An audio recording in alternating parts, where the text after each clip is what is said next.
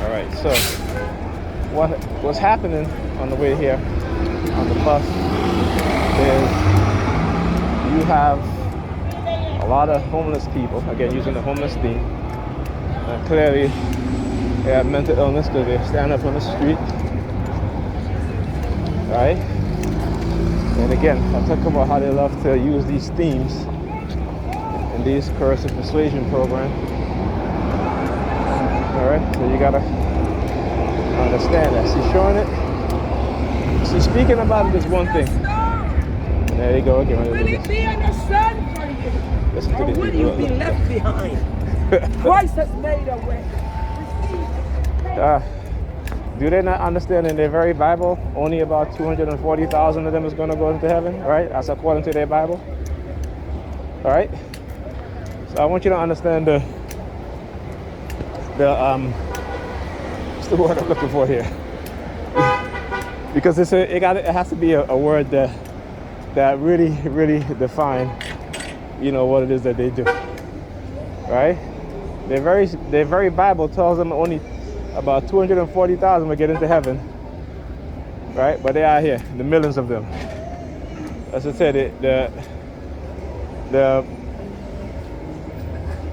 cognitive dissonance in the minds of particularly black people, our people, is really text set, and a lot of them don't even want to believe that they can be brainwashed and manipulated. There are plenty of documentation out there from the U.S. government, declassified, talks about creating multiple personalities in people. And as black people here in America and the diaspora, we have multiple personalities. One, our consciousness, as Dr. Amos Wilson says, is manufactured. It's the falsification of the African conscious. Because everything that we do as black people is to benefit white people. Everything that we do. We pray to their God. We live in this system, educated under the system. We won't even teach our kids about our African history because the vast majority of us don't know and don't want to know. Because our history has been demonized with them not understanding if it wasn't because of us, white people wouldn't be here. The Asians wouldn't be here. They have turned back our minds into a very primitive mindset. Look at technology, what they create. We're not involved.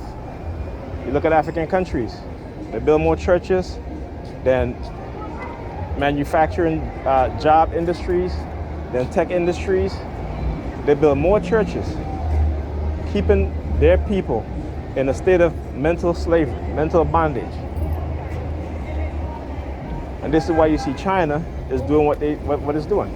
Robbing, and what's what they always done, robbing us of our wealth, of our health, mental and physical. But we are too indoctrinated to wake up from the programming. It has taken hold of us. And any one of us that try to deprogram the minds of our people, they'll attack. And they'll use the very same people that look like you and I. Okay? Van Phantom in the 1950s wrote a book called Black Skin, White Mask. It is a book that every black person should read. Okay? Until you start to have an African way of thinking and an African-centered mindset, we're always going to be at the bottom. And it is done on purpose. It is not chance by God. It's not God that's doing this. It is white racists with power, money, and technology. And who they got the technology from? Us. Who they got the money from? Us, by stealing the wealth of Africa. And they have us in the churches. This is why you have more churches in America within the black community than anywhere else. And you look at the outcome of black people, black children. 2035, black average income and wealth, 0. But we don't want to look at those things. We want to be in church praying on our knees.